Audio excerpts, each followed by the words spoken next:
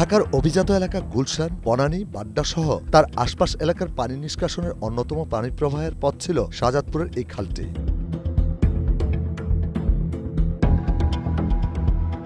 যা গুলশান লেক থেকে সুতিভোলা খালের সঙ্গে সংযোগ রক্ষাকারী শাহজাদপুরের এই খালটি বালু নদীর দিকে প্রবাহিত।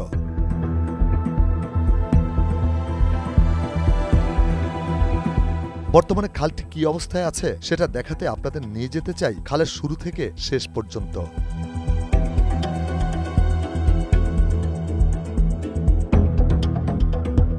খালের শুরুটাও খুঁজতে গিয়ে বাধে বিপত্তি। গুলশান লেকের সাথে সংযোগ হওয়া এই খালটি কাগজ কলমে ৩০ ফুট প্রস্থ থাকলেও শাহজাদপুর কালভার্ট থেকে খিলবাড়িরটা কালভার্ট পর্যন্ত কিছুটা অস্তিত্ব ছিল একসময়, কিন্তু প্রগতি সরণির কালভার্টের নিচ দিয়ে গুলশান ঝিলের দিকে পৌঁছাতেই বহুতল ভবনগুলির মধ্যে হারিয়ে গেছে শাহজাদপুরের এই খালটি।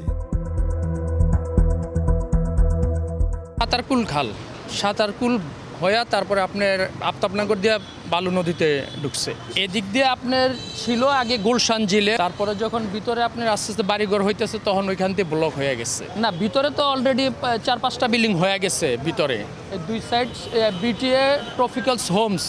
এটা ছাড়া ভিতরে যেগুলি হয়েছে এগুলি তো মনে করেন যে ওনারা আপনার রাজুকের প্ল্যান আনছে। রাজুকের প্ল্যান ছাড়া তো আপনি 10তলা হাইরেজ বিল্ডিং করতে পারবেন না। তো রাজুক যখন প্ল্যান দিচ্ছে তো রাজু কার ভিত্তিতে আপনার এটা প্ল্যান দিল। এইখানে খাল ছিল কিন্তু এই খাল তো দখল করে ফেলাইছে। এখন এই যেখান দিয়ে গুলশান লেকেই বের হতো, কিন্তু সেটা তো ফুললি আটকে দিচ্ছে।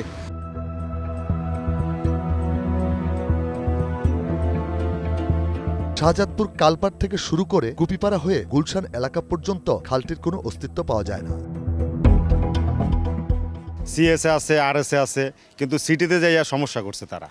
আজকে ২৪-২৫ বছর আগেও এদিক দিয়ে কিন্তু আপনার ছিল পানি যেত এদিক থেকে পানি। এই যে শাহজাদপুর যে সুভাষ নজরবেলির এখানে যে ব্রিজটা ছিল, ব্রিজটা কিন্তু ডাইকা ফেলাইছে। রোডের ওই পারে কিন্তু খাল আছে এখনো।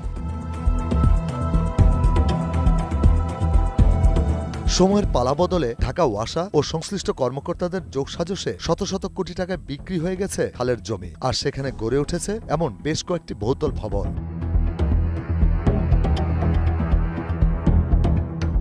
শাহজাদপুর কালভার্ট থেকে গুলশান লেক পর্যন্ত সংযোগ খালটিতে এখন দেখা মিলবে প্রায় অর্ধশতাধিক বাড়িঘর সমৃদ্ধ গিঞ্জি মহল্লা।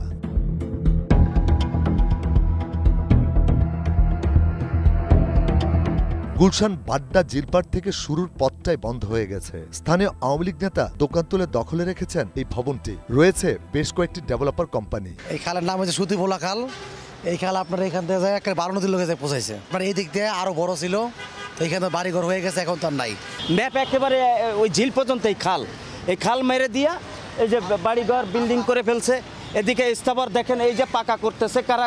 এই যে খালটা কি গভর্নমেন্ট শুধু খালটা নিয়েছে নাকি খালের সাইডে জায়গা আছে? শুধু তাই নয়, ভরাট করা এই বিশাল জায়গাটি বিগত আওয়ামী লীগ সরকারের এক প্রভাবশালী নেতার বলে জানান স্থানীয়রা।